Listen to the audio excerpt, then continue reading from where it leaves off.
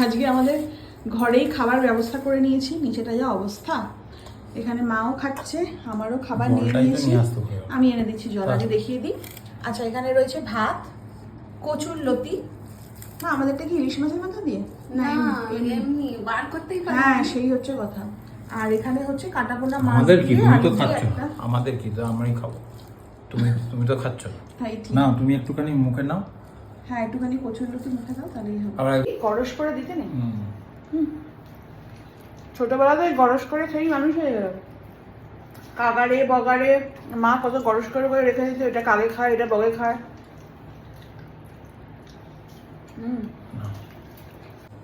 কোনো কি গরম। আর আমি সব রকম সবজি দিয়ে এরকম সটে করে নিয়েছি হালকা বাটারে।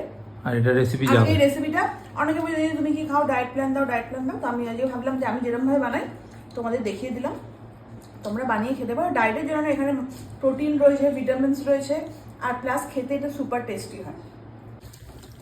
সেই গল্প হলো সত্যিতে সেই লাইন দিয়ে সব বসে খাচ্ছে।